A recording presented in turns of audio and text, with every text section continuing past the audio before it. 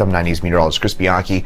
Let's look at your Colorado weather forecast. Not expecting too much different from today compared to yesterday. Yesterday we had some of those showers and kind of those big scary looking clouds around 4, 5, 6 o'clock. We ended up with a little bit of gusty wind, a few raindrops in the windshield. Pretty much the same setup for today, though I will say it looks like we'll get a bit more moisture into the mountains for today compared to yesterday, and the potential for maybe even some very high elevation snows above 12,000 feet of elevation tonight. Now here in Denver, we don't have any snow to worry about yet, but we do have some clouds starting to bubble on up over the Front Range, and you get into the high country, maybe up here 11,000 plus feet at the Rocky Mountain National Park Visitor Center. That's where we may be looking at some snow later on tonight, and if we did see any, it'd probably be a dusting, maybe an inch or so snow up that way. So again, there's that chance for us here along the Front Range for an isolated gusty shower for about 2 or 3 o'clock this afternoon. Otherwise, it's mostly just kind of tranquil weather for this week. I've talked about this before, that September is a kind of sneaky sunny month. We're in between the monsoon season and the mid-latitude low season. So this is traditionally a pretty dry time of year for us here along the Front Range. In fact, we average only a little less than an inch of rain in the month of September in Denver, and that compares to about 2 inches of rain for each of the 3 summer months. So for, again, September is notably drier. So when we get these kind of long, drier stretches, that's fairly typical for this time of year.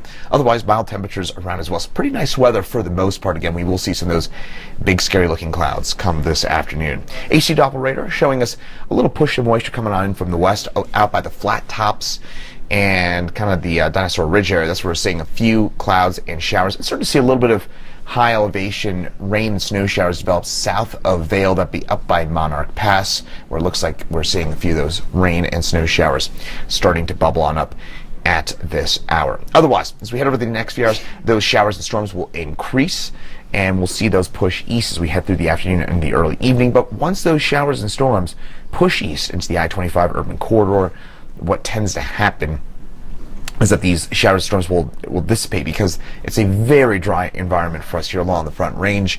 We've also got to get those showers and storms to downslope. That means that they're descending. That is a drying wind, a drying motion, and that leads to much drier conditions once those showers and storms reach us here along the Front Range. And by the way, as those showers and storms die on out, they essentially kind of they kind of puff out. So they essentially they release all the cold air that is suspended up in the atmosphere, and as a result, what we end up getting is just a lot of gusty wind and a few raindrops on the windshield. So that's what I'm expecting for mid to late this afternoon. So again, come 4, 5, 6 o'clock, that's when we'll see some of those scary clouds move in, and then we'll see a few showers, maybe an occasional rumble of thunder push its way into the metro area. And then look at that there on your left. That is a little bit of snow up there by Georgetown, up by the Eisenhower Johnson tunnels. Wouldn't be surprised if we do get some snow down to about 11,000 feet. For the most part, this will be 12,000 feet or above, where we'll be talking about some of that snowfall. Then by tomorrow morning, we should clear things on out pretty comfortably and get off to a nice start tomorrow. Once again, tomorrow looks, by the way, a fair bit drier compared to today. Temperatures right now, 70s, low 80s on the eastern plains, 50s, 60s for the most part into the high country. And for today, we'll get up to 79. That's our current forecast high. Would not be surprised if we get to 80, 81. Since we're already at 76 right now here in town, and those temperatures should stay on the mild side for most of today, out on the eastern plains, 50s, 60s into the high country for those highs. For tonight, temperatures drop back into the low 30s, low 50s for us. And by the way, today our second to last 7 p.m. sunset of the year. We'll have more on that here in just a second. Before tonight, temperatures drop back into the 50s on the eastern plains and 30s and 40s into those higher elevations. Tomorrow, low 80s for us once again here in town. And we'll be looking a fair bit drier tomorrow compared to today. We got a little weak system dropping through the region right now. That's why I've had those back-to-back days of some of those occasional showers and storms around. But for tomorrow, those temperatures get up into the 80s for us in the eastern plains, and we'll be in the 70s for the most part into the high country. So overall, pretty nice day shaping up for tomorrow. And again, tomorrow notably drier, especially in the mountains compared to today. Still a chance for an occasional isolated shower for us here into the high country. Just enough moisture left over that will leave a chance for a spot shower into the high country for tomorrow. But for the most part, tomorrow looking a lot drier statewide compared to today, and we'll be talking about those showers again, only widespread for tomorrow. Not a ton of rain or snow to speak of as we head over the next 24 to 48 hours. Here in Denver, maybe a few hundredths of an inch of rainfall.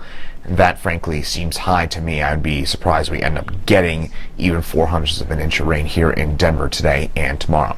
7-day forecast, again, keep in mind that this is traditionally a pretty quiet time of year, and Mother Nature playing that on out with those highs that'll be in the 80s for Wednesday and Thursday. Then a weak front drops on through. The system will stay well to our north, so come Friday, Saturday, looks like lots of sunshine, temperatures in the low 70s, very comfortable, very nice.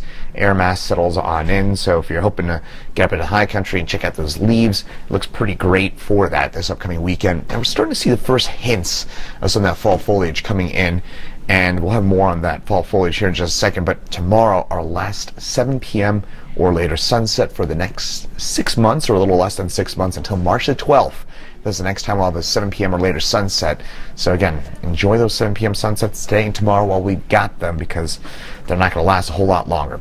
Now, another thing to keep in mind as well is that our average first freeze in Denver is on October the 7th. We have nothing even remotely close to freeze well beyond the 7-day window. I was actually just taking a look at some of the long-range computer forecast models. It looks like we're going to go well into October without a freeze or any sort of freeze concern. So if you're hoping to kind of blow out the sprinklers and think about some of that winterizing, you've still got a couple weeks to go, but I just want to give you the early reminder that it's probably a good idea to maybe schedule that maybe for the first or second week of October to blow out those sprinklers.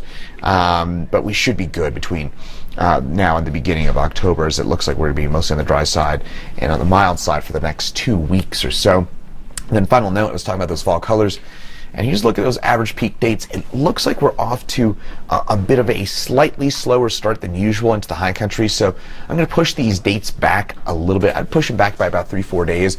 But we are starting to see those first signs of that fall color into the areas along North I-70, maybe even into the West Elks as well. And we'll see that color increase as we head over the next few days. And folks, we've been talking about this on 9 News throughout the last couple of days as well.